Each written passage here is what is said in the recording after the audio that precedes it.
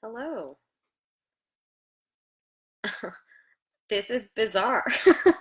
Hi, I'm Raena Shirali. I'm just logging on a little bit early, I guess. Giving folks a time to join me here. Um, I'm gonna take just a couple seconds to look at my poems one more time, and then I'll just start slash keep talking as people show up. I'm gonna leave myself a comment.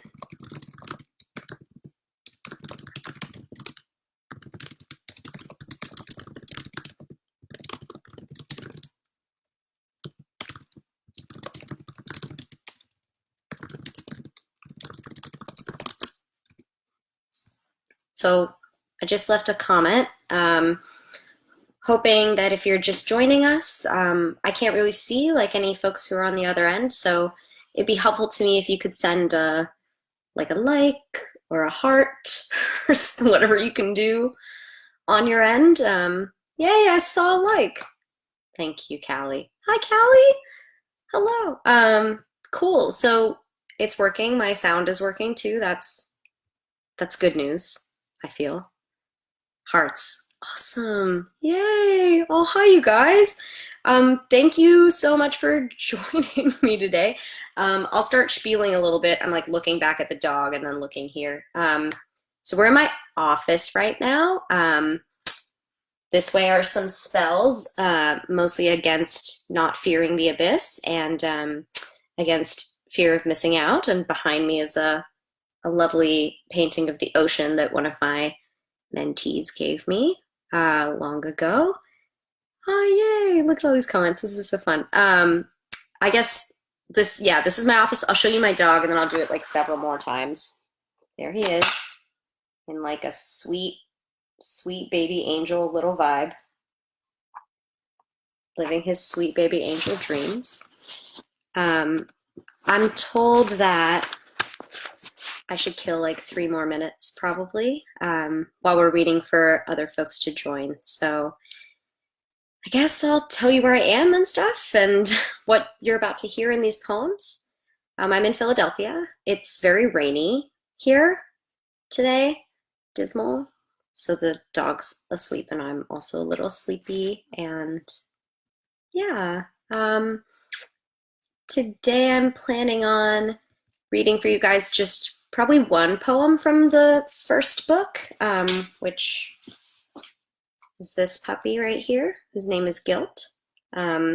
She's available on the internet and stuff. You can find her. And I'll probably do that like kind of in the middle of the reading. And other than that, I'm hoping to share some new stuff with you, if that's cool. Yeah.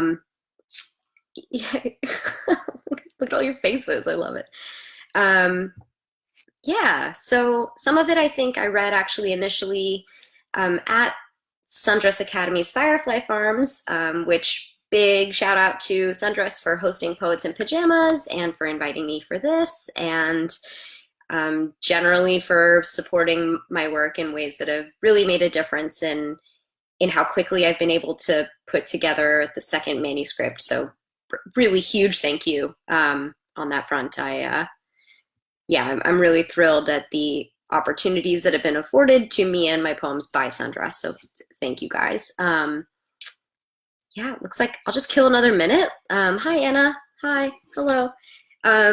So some of my predecessors in this series went like out of their way at the beginning to be like, we don't support pajamas. Ruth Awad, if you have joined us, I saw you say you don't support pajamas, and you said that we could fight you if we had an alternate opinion. We're very close friends, but we're gonna have to fight. I mean, pajamas are the essence of being, like the true clothing. In particular, as like a teacher, I'm like constantly grading from this room, and like if I don't have like a floopy tanky thing and like a floopy cardigan thing and like pants without a zipper, then like I'm not living at all, you know? Also, why do pants for women have zippers and buttons? If anyone can answer that question for me, I would absolutely love to hear your thoughts. we can maybe save that for the after part of this video. I'm gonna drink some water. Hi guys, yay, so many of you are here. This is so exciting. Great, I think I'm gonna start. And understand there's a lag time here between when you guys send comments in and when I get them.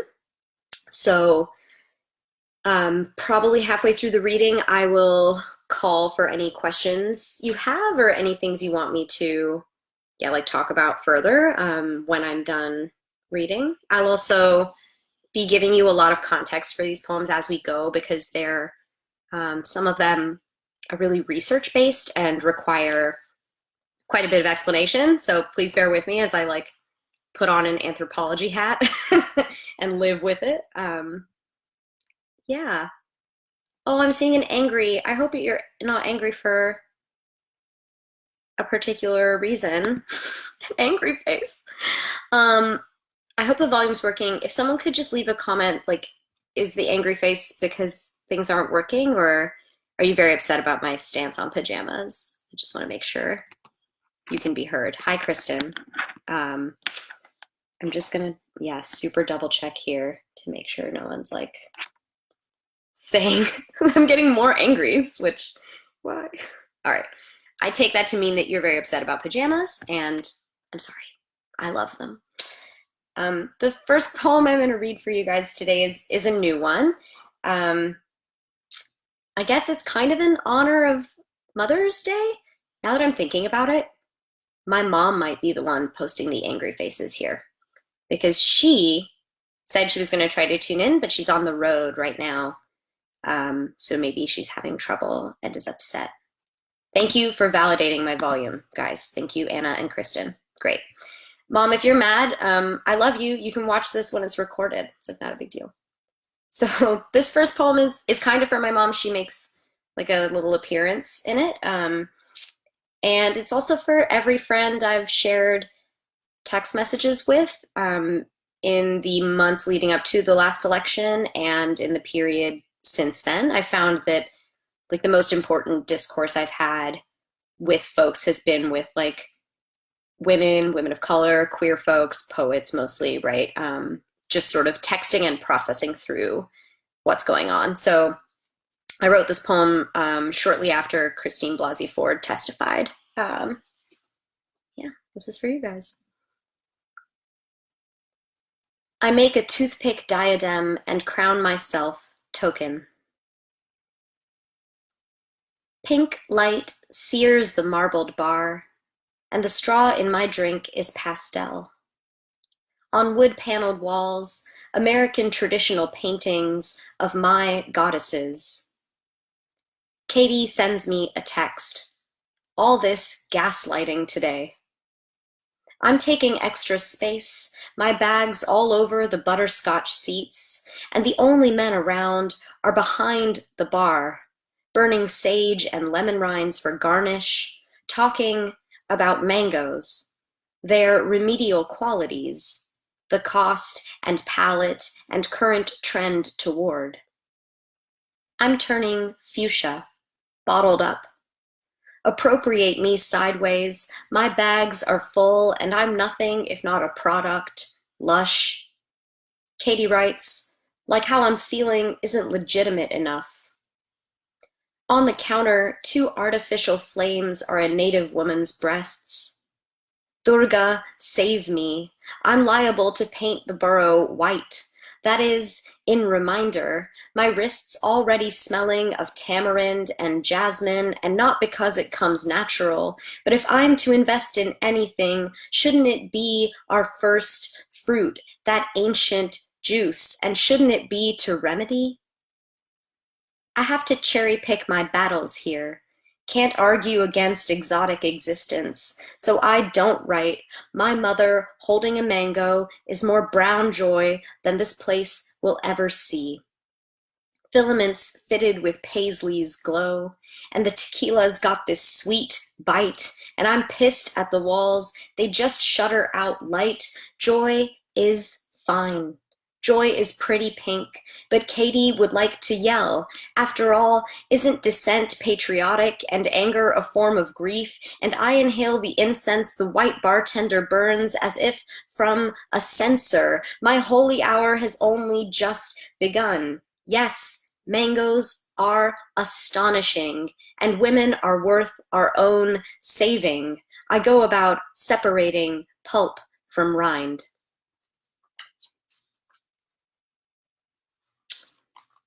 Oh, I'm like taking this moment of like, I should be quiet, like so the audience can respond. But y'all can't say anything. Thank you for the hearts though. So I'm just gonna read one poem from the book, mostly because, and I really wish if I could see if my mother were viewing this, but she'll be fine. She's lived through worse. So this poem I'm reading sort of because I just went to an Indian wedding, of my family's wedding, obviously, one of my cousins, and was getting like all kinds of marriage pressure there that was like specifically geared at me because I'm now like next in line, which I thought was so funny because also like I've been living in that within and between the pressures of like Indian society and cultural expectations for women and American expectations for women like kind of my whole life, and this poem was written so long ago and is about that, but yeah, I guess it's on the brain, so here it is for you. It's written in sections.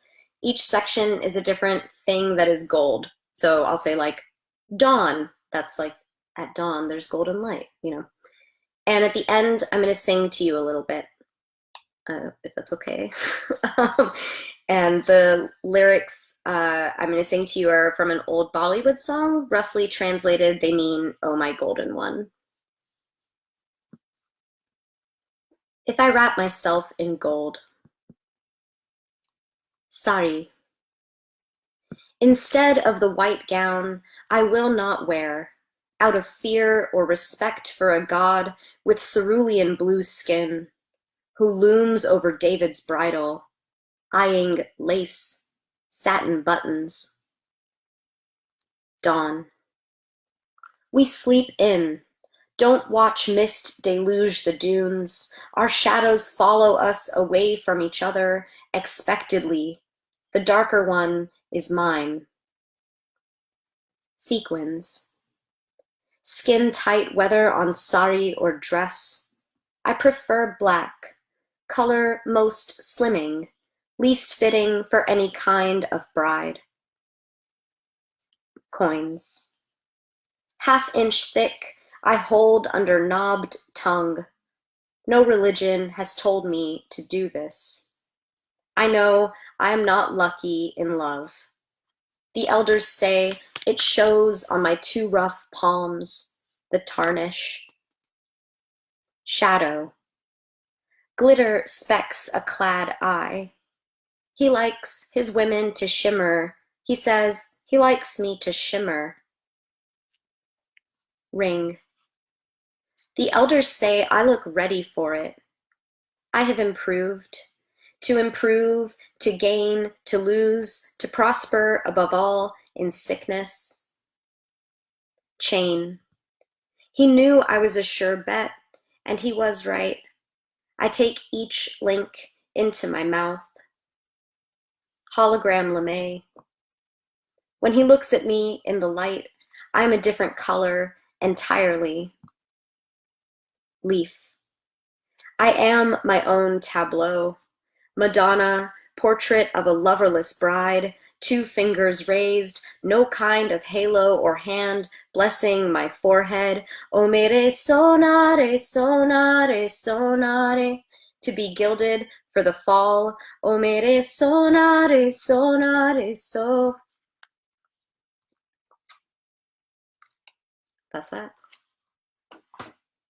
Now there'll be a video of me singing. What a nightmare. I guess I'm just gonna like give a little reminder I literally wrote for myself. Ask for questions. If you already have questions coming up and you're like, I want to ask that, maybe go ahead and type it in so that I can address it. otherwise, I'm going to switch back to more new work. And yeah, and I have to talk a little bit about that with you before I jump in. So some of you who are with us right now already have a copy of my new manuscript with you, Kathy in particular, thank you. And the rest of you need explanation. So the poems I'm going to read now are part of my second manuscript. It's in progress. It's close to being done.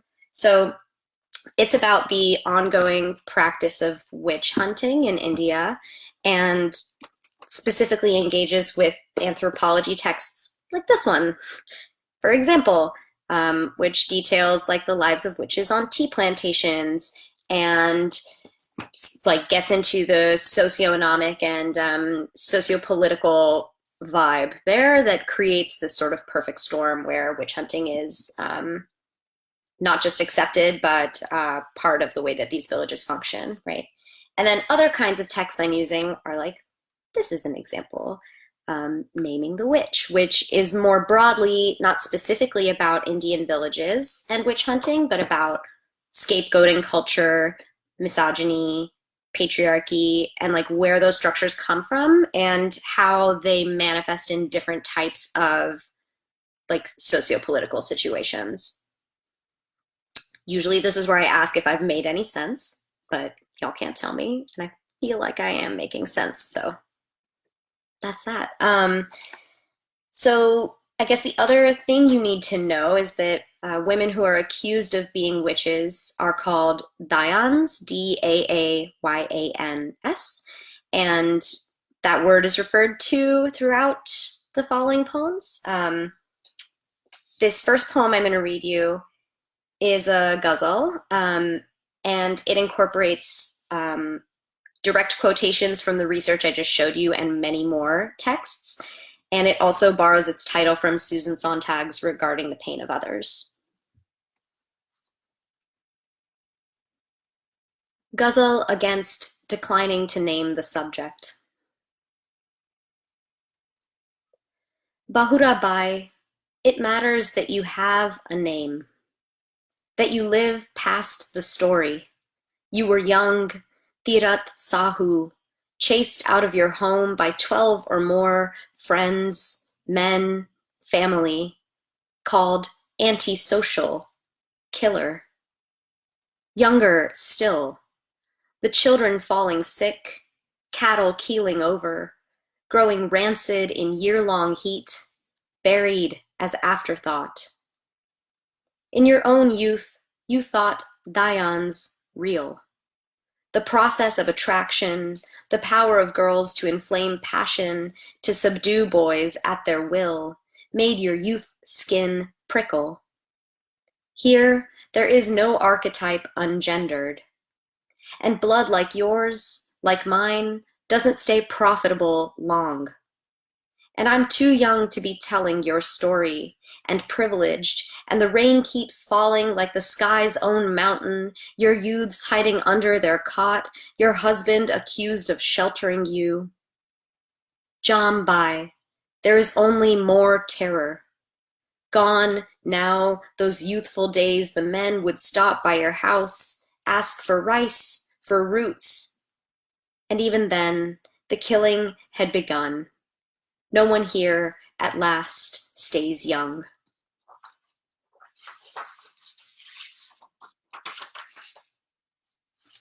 So let's see.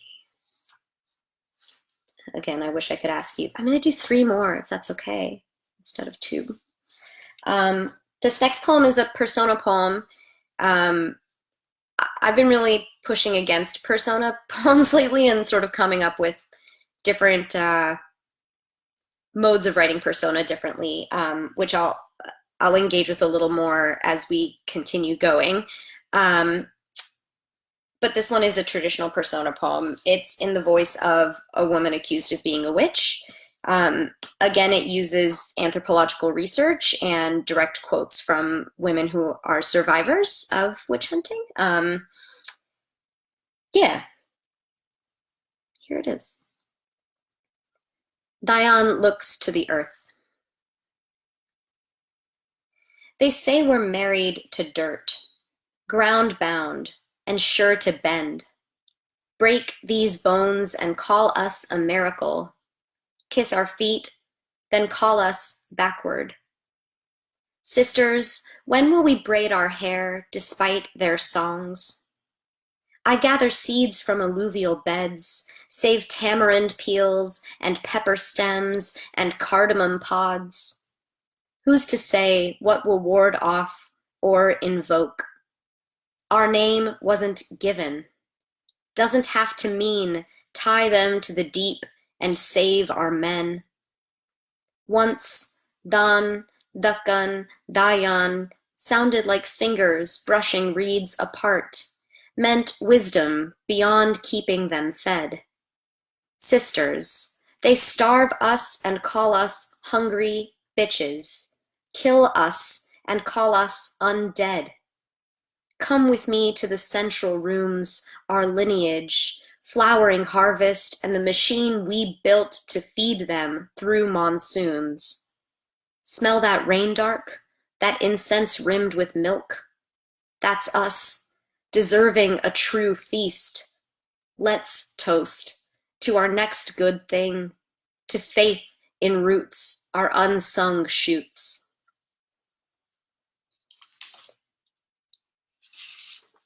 I guess that's about the closest to hopeful my work ever really ventures. And now we're going to take a hard turn away from hopeful. Back. Yay, hi. Hello, Lisa. Just making sure everyone's here. So I'm going to, read two more poems. This next one is not a persona poem.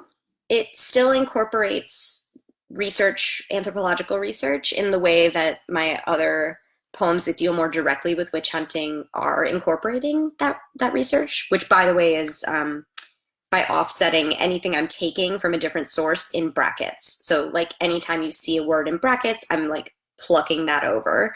And I sometimes do that with full phrases, and sometimes with just one particular combination of two or more words.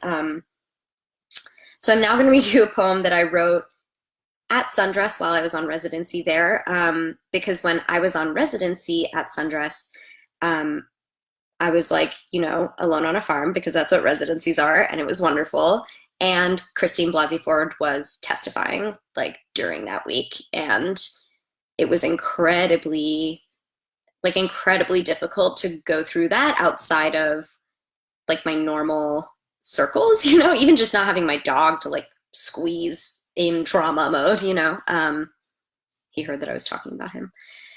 Yeah, so I wrote this poem there, and I started incorporating, as I was revising it, pieces of witchcraft research into the poem. And I'm really thinking here about the line between India's very particular, very fucked up. I just read an article that said India is the worst place on earth for women, like safety-wise. It's just, it's object. I think in a Time magazine I read that. Anyway, thinking about the through line between that country's treatment of women and this country's.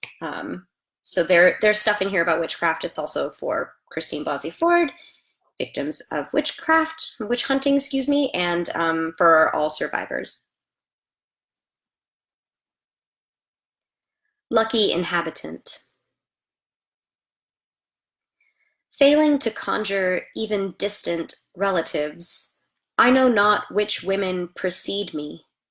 Believe all this pain is at least our own.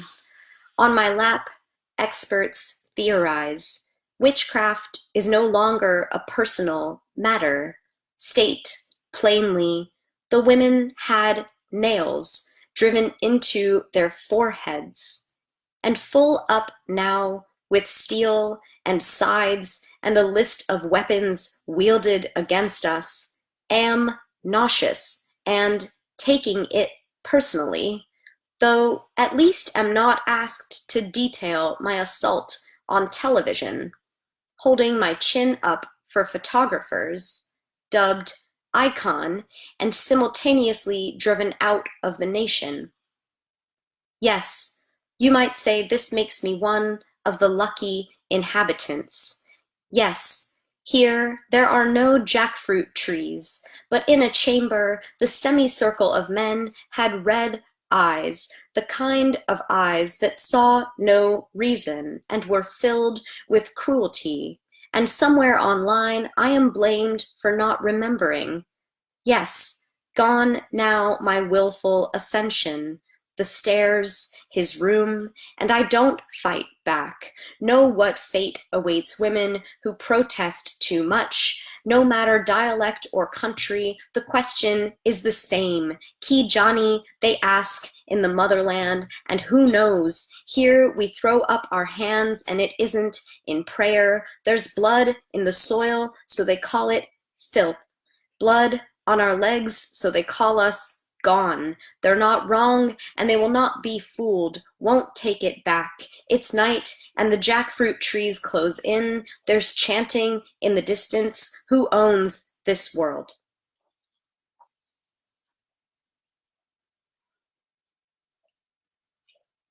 All right, I just have one more. I'm so sorry. I feel like you guys can hear my dog is definitely licking himself right now. Harley, stop. Harley, stop. Hi. Just one more. Another reminder, I see like a question. Hello, Kristen's questions. Hi, Kathy. Any other questions you guys have, like, bring them on now so I can just like hit the ground running as soon as I'm done with this last poem. Thank you for joining me. I appreciate it. I don't think you need any context here for this last one. It's, again, sort of like a cross-cultural thinking piece. It wouldn't exist without Kathy Lynn Che's poem, Los Angeles, Manila, Da Nang, which if you've not read, I super recommend. It's an amazing poem. Just like that poem takes its title from three distinct places and is thinking about the author's relationship to three distinct places. That's what this title is doing too for my piece, which is called Jodhpur, Jharkhand, Philadelphia.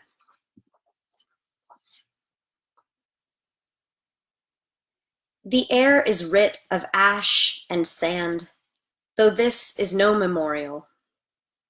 Camels buckle clumsily downward, and I've forgotten how to grieve. I was nowhere when my grandparents died, just like I'm nowhere now, picturing Jain temples and carved elephants and the faces of so many monkeys huddled on eaves.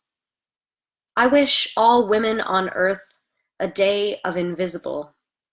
I wish for no trials, no catcalls, no sound.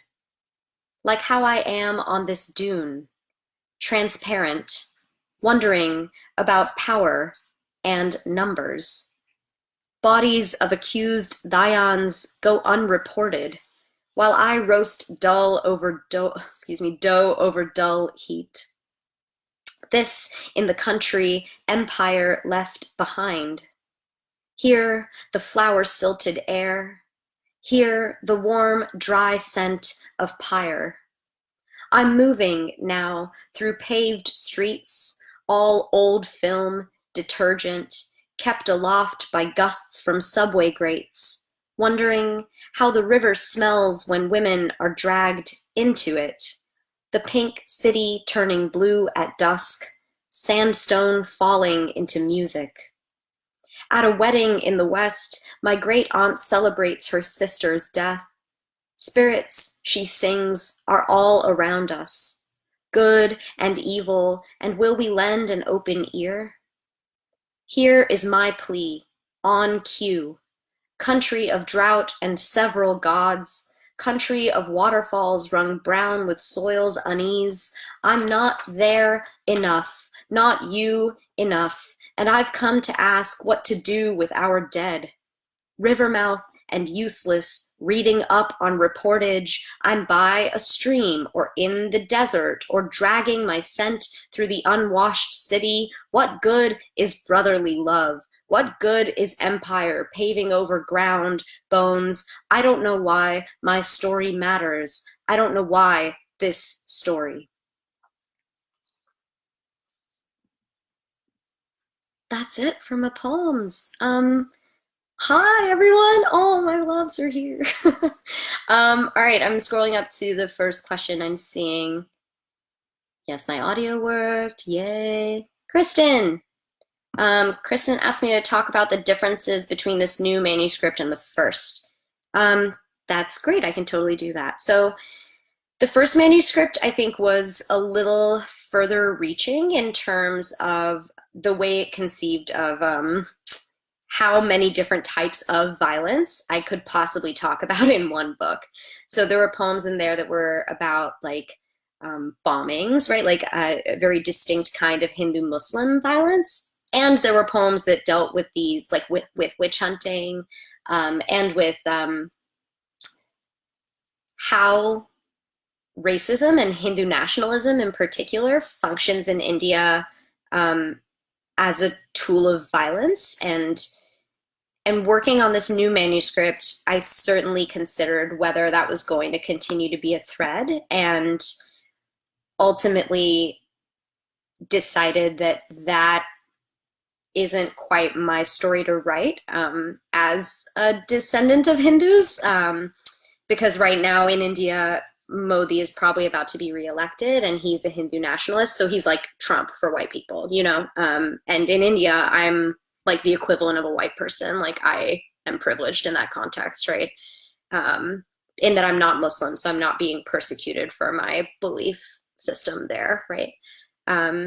Rather, I think that it asked me to think critically about how we, especially like our age group in the West, like are doing this thing where we're like reclaiming the term witch again. And then there's been so many amazing articles written by like Elisa Washuta and Vanessa Angelica Virial about how witch, like saying you're a witch here is like you're just, I think Vanessa has this quote that's like, US witches are the witches of empire, you know, like saying that doesn't mean anything, and it reinforces the very systems that are used to oppress women for this exact same label across the world as we speak. Not like, oh, in the 70s this was happening. Like right now women are fucking being tortured for being witches in a different country. And then I'm gonna hashtag an Instagram post with the word witch, you know, like it just feels really, that's just something I got kind of inflamed about,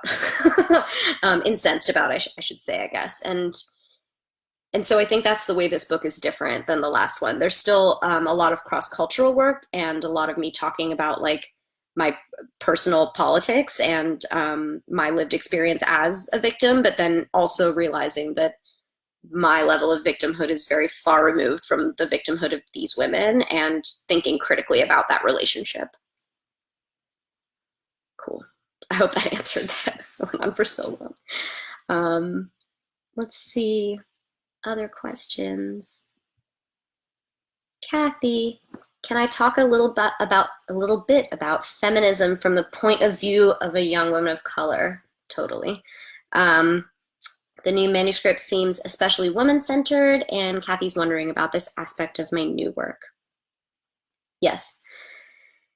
It is very woman-centered. I think that's because of the particular like anthropological research I'm engaging with, right? Like I would hope that any person of any ilk who picks up this manuscript at any point can look at it as a way to analyze their own privilege in relationship to this particular sect of victimized women in India, right?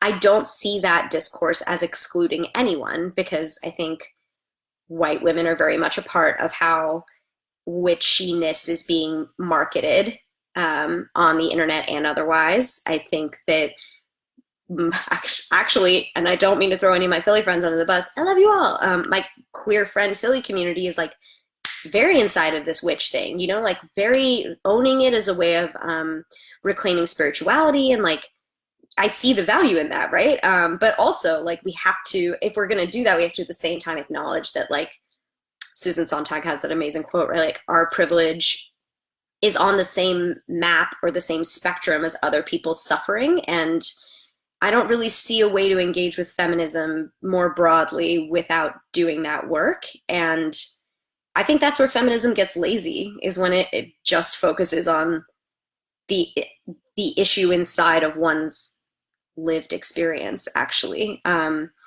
So I think if there's a hope that I have for how the manuscript embodies feminism, it's in its ability and willingness to reach outward and look at the suffering of others, and then use that to also look back at the self critically, not in the way that's like just saying this is what connects us, but also this is what separates us, and that also is not okay, right?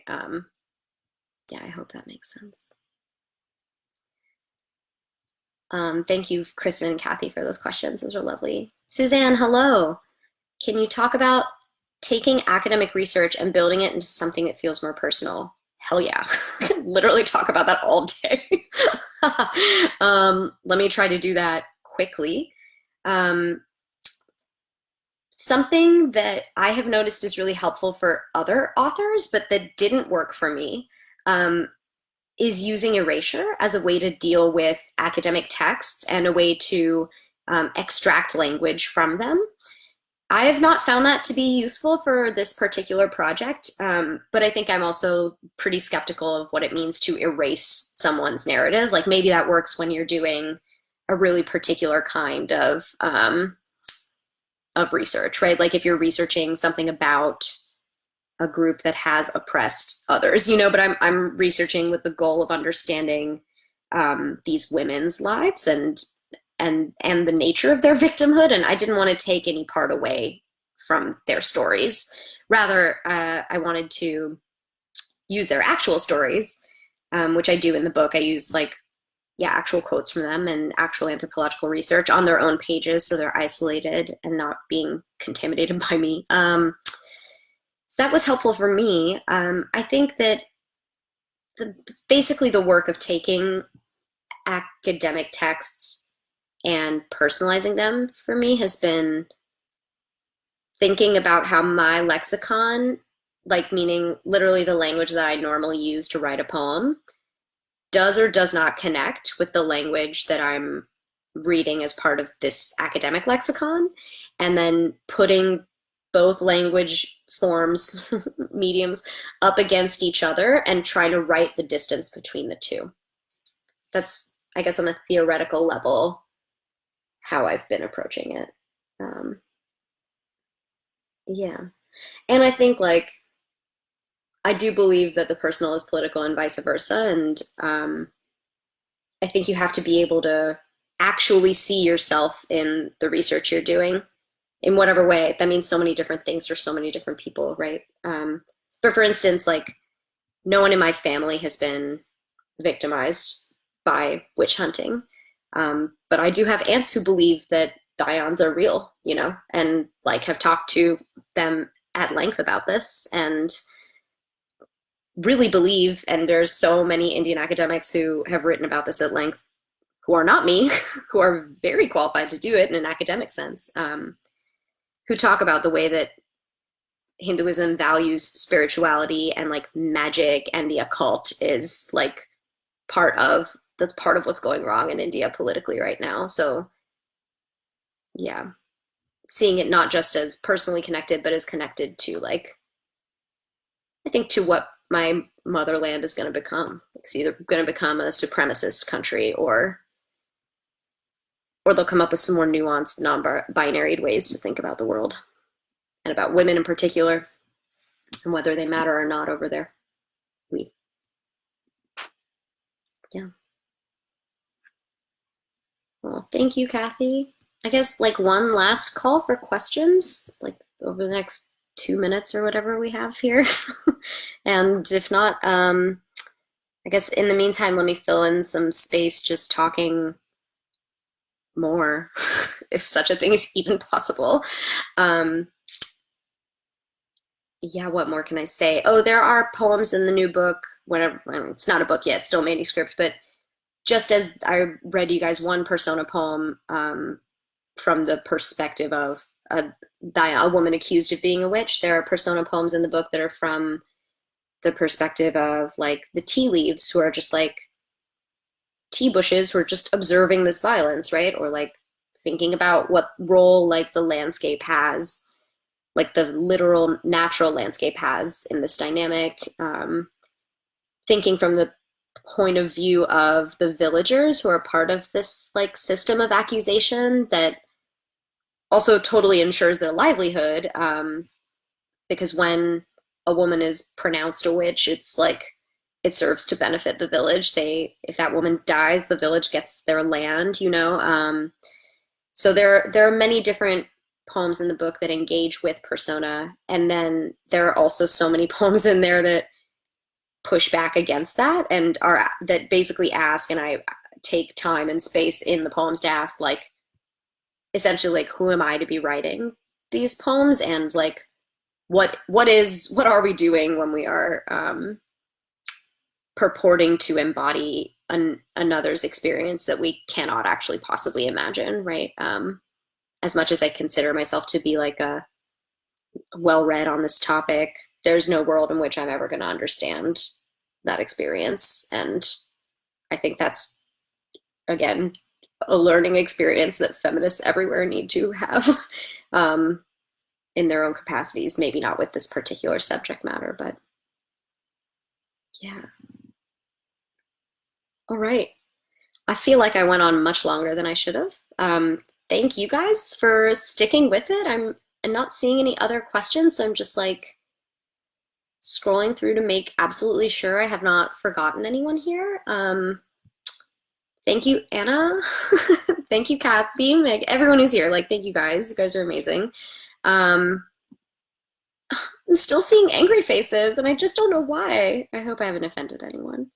I'm going to sign off now. I hope everyone has a wonderful evening. Those of you who have the ability to text me after. Let me know. Did this go well? Who knows? Sending you all warmth and light and love and a happy summer, and here in solidarity. And thanks for joining. Bye.